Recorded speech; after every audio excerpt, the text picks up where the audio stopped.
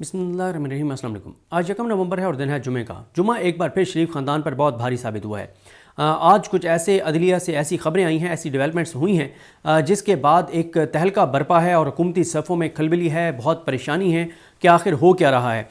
देखें, याहिया अफरीदी साहब 26 अक्टूबर को उन्होंने हलफ उठाया। 26 अक्टूबर को हलफ उठाने के बाद आज 1 नवंबर तक उन्होंने कौन कौन से ऐसे इक़दाम किए जिससे काजी फ़ाइज़ ईसा के फ़ैसले अंडू हुए, काजी फ़ाइज़ ईसा के इक़दाम को उन्होंने ख़त्म किया। इस हवाले से शहर इक़्तिदार में बैरिस्टर साद रसूल साहब के साथ मैं तफसील से बात कर चुका हूँ, आपका टाइम ज़ाया नहीं करूँगा। वो 9, 10, 11 इक़दाम जो अब तक उन्होंने इंतज़ामी साइड पर लिए हैं, वो तमाम इक़दाम शहर इक़्तिदार में हमने डिस्कस किए हैं। इस वीडियो के कमेंट्स में पिन की हुई है वो वीडियो, अगर आप देखना चाहें तो आप देख सकते हैं। उन चीज़ों को मैं रिपीट नहीं करूँगा क्योंकि उसमें जो हमने सबसे अहम एक ख़बर दी है वो हमने ये भी बताया है कि आज 1 नवंबर को सुप्रीम कोर्ट ऑफ पाकिस्तान की जानिब से एक लेटर मौसूल हुआ लाहौर हाई कोर्ट को, और लाहौर हाई कोर्ट ने आज ही अमल दरामद करते हुए 3 जजेस को जो रिसर्च सेल में थे, जिनको काजी फ़ाइज़ ईसा ने 12 जुलाई के फैसले के बाद जब उनको अक्सरियत वो खो बैठे थे सुप्रीम कोर्ट में, तो इंतकाम में आकर घटिया, नीच, गलीज़ हरकतें, जिस तरह का वो घटिया और मकरूह किरदार था, गुंडा था, बदमाश था, उस गुंडे और उस बदमाश ने, घटिया, नीच, मकरूह और खबीस किरदार ने 3 रिसर्चर्स को वापस भेजा था जो लायक रिसर्चर्स थे, जो जजेस थे। और वो ख़ास तौर पे उनमें से एक जो थे, जो जज थे ज़फ़र इकबाल साहब, जो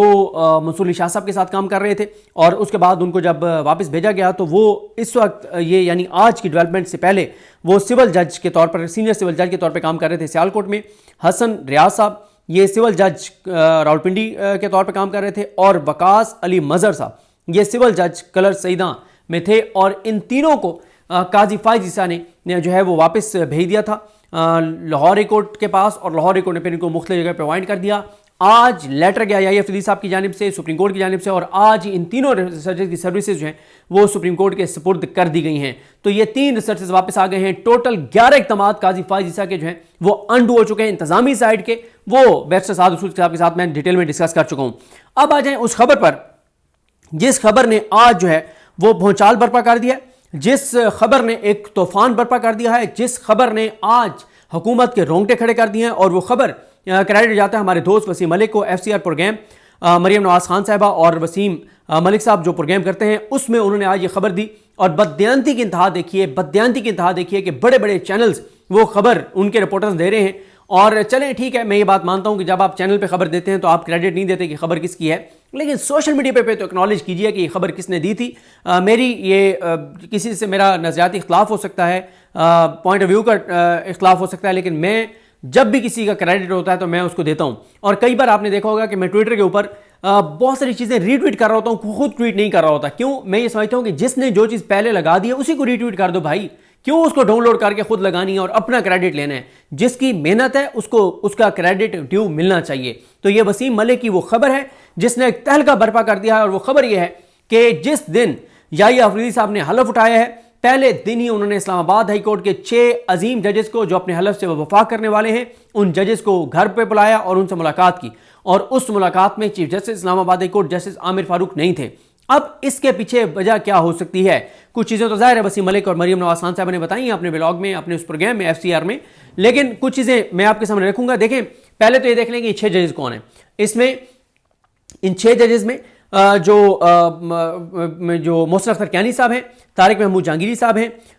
बाबर सत्तार साहब हैं, अरबाब मोहम्मद ताहिर साहब हैं, सरदार इजाज इसाक खान साहब हैं, और समन रिफत इम्तियाज़ साहिबा हैं। ये 6 वो जजेस हैं जिन जजेस को उन्होंने बुलाया था और इनसे बुला के उन्होंने मुलाकात की है। अब जाहिर है कुछ चीज़ें ज़राए से वसीम मलिक साहब ने बताई हैं, लेकिन अंडरस्टूड है कि इन 6 जजेस को बुलाने का मकसद यही था कि अब आपका ख्याल रखा जाएगा, अब वो घटिया और मकरूह चीज़ें नहीं होंगी जो काजी फ़ाइज़ ईसा ने की थी। और काजी फ़ाइज़ ईसा क्या कर रहे थे, ये मेरी बात ना माने कि मैं क्या कहता हूँ, किसी की ना माने। वसीम मलिक क्या कह रहा है, सुहेल रशीद क्या कह रहा है, अहमद अली सरफराज क्या कह रहा है, जुल्करनैन इकबाल और बिशारत राजा क्या कह रहे हैं, मत माने इनकी कोई बात। आप देखें कि उनके साथ काजी फ़ाइज़ ईसा के साथ बैठे हुए सीनियर प्यूनी जज सैयद मंसूर अली शाह साहब ने क्या बताया कि ये घटिया आदमी क्या कर रहा था। उन्होंने जो 24 अक्टूबर का खत लिखा था, उस खत में उन्होंने क्या कुछ कहा था, और ये एक तरह से मंसूर अली शाह साहब का एक और मुतालबा माना है याहिया अफरीदी साहब ने क्योंकि मंसूर अली शाह साहब बार बार कह रहे थे फायर वॉल होनी चाहिए, फायर वॉल होनी चाहिए, फायर वॉल होनी चाहिए, जजेस की प्रोटेक्शन होनी चाहिए, अदलिया का तहफ़्फ़ुज़ होना चाहिए, मुदाखलत बंद होनी चाहिए। तो मंसूर अली शाह साहब ने काजी के रेफरेंस में शिरकत ना करने की जो वजूहत लिखी थी ये उसके तनाजुर में है। एक वजह वसीम मलिक बता चुके हैं कि जो याहिया अफरीदी साहब ने जो पहला उनका खिताब था जो 25 अक्टूबर का, उस खिताब में उन्होंने कहा था कि जजेस को प्रोटेक्ट किया जाएगा, चाहे कोई किसी दूर दराज इलाके में मेरा जज क्यों नहीं बैठा, मैं उसको प्रोटेक्ट करूंगा। और क्योंकि 6 जजेस ने खत में लिखा था कि इन 6 जजेस जो अपने हलफ के मुताबिक काम कर रहे थे, इनकी फैमिलीज के साथ क्या हुआ, इनके साथ क्या हुआ, डिस्ट्रिक्ट जुडिशरी के जजेस के साथ क्या हो रहा है, तो बड़ी हुकूमत के लिए घबराने की चीज़ें हैं। देखें, एक तो उन्होंने खत में लिखा था मंसूर अली शाह साहब ने कि पूरी दुनिया में यह रवायत राइज है कि रिटायर होने वाले चीफ जस्टिस के एजाज़ में रेफरेंस मुनक्किद करके उनको एजाज़ के साथ रुखसत किया जाता है। ये जो रेफरेंस होता है जो उनकी अलविदाई तकरीब के तौर पर होता है, ये उनकी खिदमात, उनकी क़यादत और अदलिया की सालमियत को बरकरार रखने के लिए उनकी जो लगन है उसका एक रस्मी एतराफ़ होता है। ताहम इदारों की तरह रवायात के लिए भी उन लोगों की खूबियों पर इन्हसार किया जाता है जो उनके मुजस्सम होते हैं। यानी वो कह रहे हैं कि जिसके एजाज़ में आप दे रहे हैं, आप उस खूबियों को तभी एक्नॉलेज करें जब उसमें वो खूबियाँ मौजूद भी हों। अगर एक शख्स में खूबी मौजूद नहीं है, आप फिर भी उसको क्रेडिट देते रहें तो गलत है। फिर वो कहते हैं कि इससे पहले साबिक चीफ जस्टिस मियां साकिब निसार ने जब अपने आइनी किरदार से तजावुज़ किया और उन मामलात में मुहिम जोई की जो उनके दायरे इख्तियार में नहीं थे, तो मैंने उनके एजाज़ में मुनक्किदा रेफरेंस में शिरकत न करने का फैसला किया और 17 जनवरी 2019 को ख़त में वजूहात बयान करके उस रेफरेंस की कार्रवाई के रिकॉर्ड पर ले आया। आज मैं वही फैसला करने पर मजबूर हूँ, अगरचे आज के फैसले की वजूहात मुख्तलिफ लेकिन पहले से ज़्यादा परेशान कुन हैं। वो कह रहे हैं मैं साकिब निसार साहब के रेफरेंस में नहीं आया था क्योंकि मेरे मुताबिक उन्होंने कुछ अपने दायरे इख्तियार से तजावुज़ किया, लेकिन आज की जो वजूहात हैं वो उससे कई गुना ज़्यादा परेशान कुन हैं जो उस वक्त थी 2019 में। तीसरे पैराग्राफ में मंसूर अली शाह साहब ने कहा था कि चीफ जस्टिस का असल किरदार तमाम लोगों के हकूक़ का तहफ़्फ़ुज़ करना, अदलिया की आज़ादी का दिफा करना और हर एक को इंसाफ देना होता है। तो यानी काजी जो चीज़ें नहीं कर रहे थे वो भी आप देख लेना कि इन लोगों के हकूक़ का तहफ़्फ़ुज़ नहीं कर रहे थे, अदलिया की आज़ादी का दिफा नहीं कर रहे थे और हर एक को इंसाफ फराहम नहीं कर रहे थे। और उन्होंने तो यहाँ तक कहा कि काजी ने गद्दारी किया है, यहाँ तक उन्होंने कह दिया काजी के बारे में। फिर वो कहते हैं कि चीफ जस्टिस काजी फायज़ ईसा अदलिया पर बैरूनी असरात और दबाव से लापरवाह रहे और शितर मुर्ग की तरह रेत में सर देकर मुतमिन रहे। अदलिया में मुदाखलत के सामने ताकत के साथ खड़े होने के बजाय उन्होंने दरवाज़ा मजीद खोला और ताकतवर पर चेक एंड बैलेंस रखने के अदलिया के मुकद्दस किरदार से इनराफ किया। यानी काजी ने यह किया कि जब चोर आ जाए, डाकू आ जाए, तो आप प्रोटेक्ट करते हैं ना अपने घर को कि ये चोर, डाकू, लुटेरा जो है वो मेरे घर में ना घुसे, मेरे घर में किसी को नुकसान ना पहुंचाए। काजी साहब ने उनको कहा रुके रुको रुको रुको, डाकू चोरो 1 मिनट रुको, हमलावरों 1 मिनट रुको, क्या हो गया है, क्यों दीवार फलांग के आते हो, ईजी। उन्होंने कहा बड़ा गेट खोल दो, उन्होंने कहा ईजी आए। ठीक है, अब पंजाबी के गाने हैं उसका मैं नहीं हवाला दूंगा कि काजी साहब ने कहा कि आपको कुंडी खड़काने की ज़रूरत नहीं है, आप आराम से आएँ अंदर, जब मर्जी आएँ, जब आपका दिल चाहे आप आएँ, आप जो आप कहेंगे, मैं खादिम, मेरी आल औलाद आपकी खादिम और मेरी फैमिली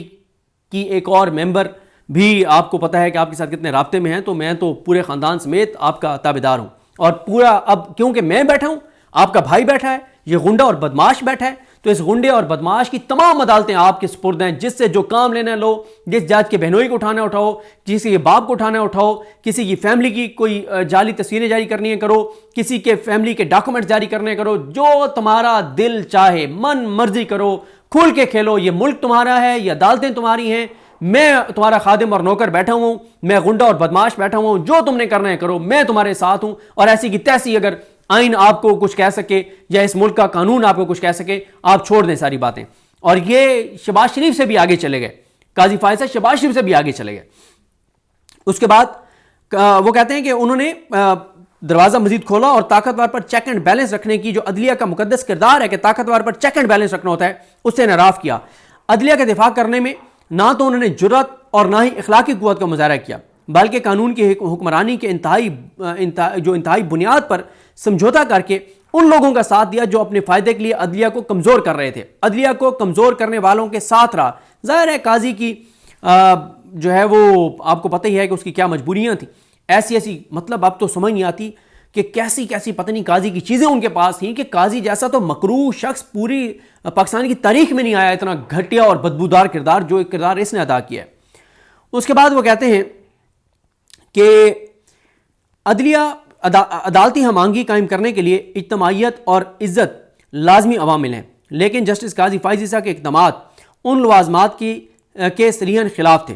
खुद परस्ती के खौल में बंद होकर वो मुकालमा करने में नाकाम हुए और इत्तफाक राय हासिल ना कर सके, जो अदालती क़यादत के लिए ज़रूरी है। उनके यहाँ इस अदालत के फैसलों की कोई इज्जत नहीं, और तो और इंतहाई तौहीन अमेज़ रवैये और इंतहाई बेशर्मी बदतमीज़ी के साथ उन्होंने हुकूमत को यह तजवीज़ दी कि वो हुकूमत चाहे तो अदलिया के फैसलों पर अमल ना करे, कोई मसला नहीं है। जस्टिस काजी फाइज़ा ने एक तल्ख तकसीम पैदा की और अदालत के अंदर उन्होंने जो जजेस के दरमियान तल्लुकात थे उनमें दरार डाली, जिससे अदलिया दागदार हुई, अदलिया का चेहरा दागदार हुआ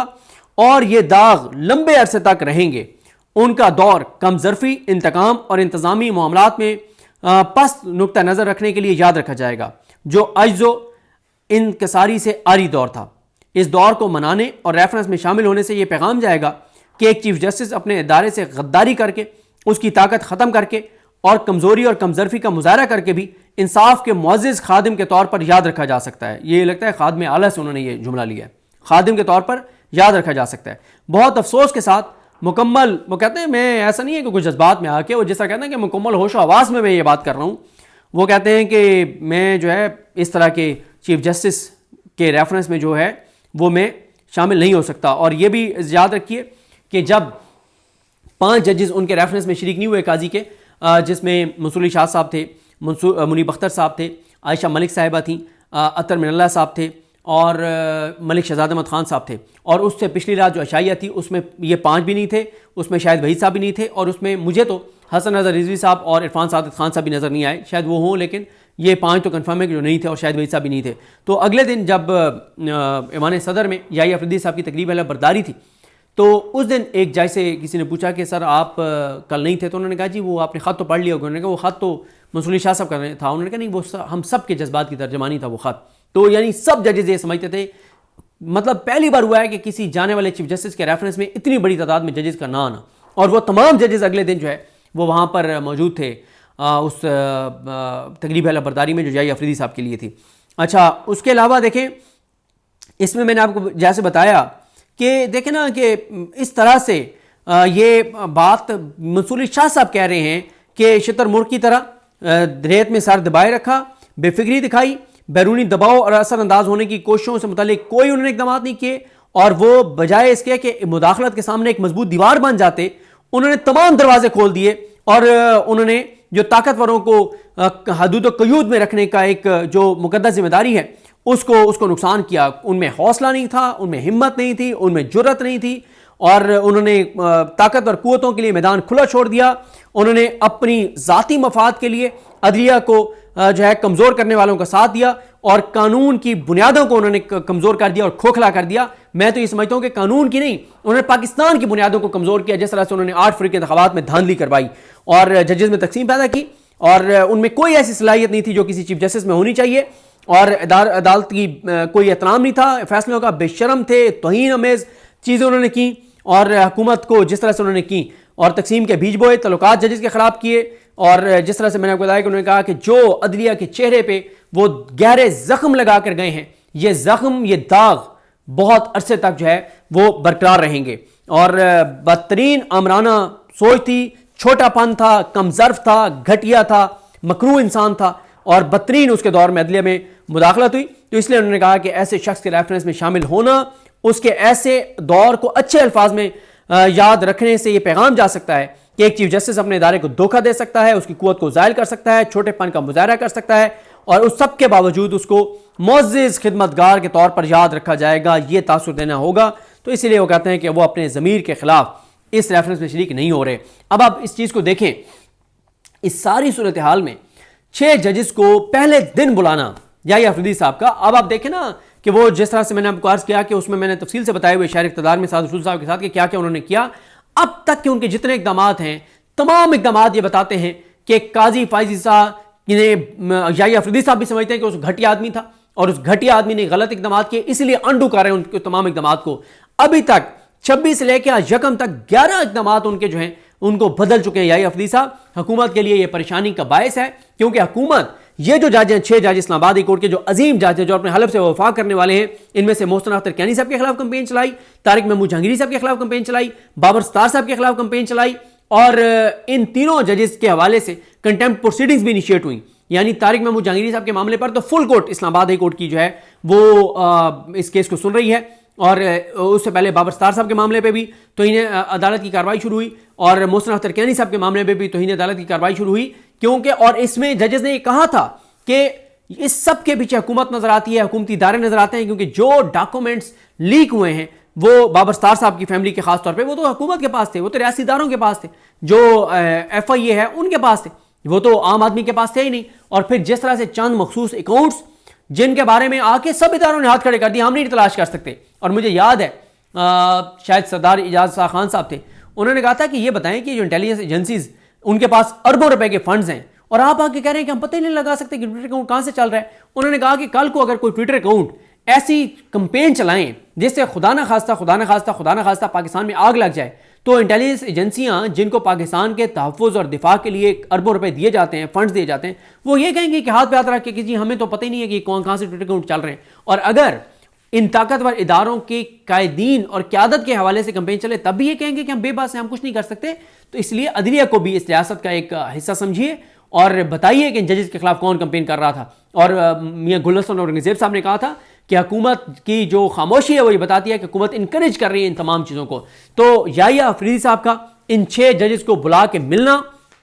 ये पैगाम देता है कि अब मामलात उस तरह से नहीं चलेंगे। वो अपने जजेस के साथ खड़े हैं, और उन्होंने देखें जो बात उन्होंने 25 अक्टूबर को रेफरेंस में बैठ के कही, 26 को उस पर अमल दरामद किया। और इसका मतलब यह है कि उन्होंने अपने हलफ उठाने के बाद, हलफ उठाने से पहले उन्होंने मीटिंग बुलाई फुल कोर्ट की, और हलफ उठाने के बाद उन्होंने जो अब प्रैक्टिस एंड प्रोसीजर कमेटी की तश्कील 9 की, तो उसी शाम वो 6 जजेस से मिले। और इसका मतलब यह है कि घबराने का वक्त आ गया है। और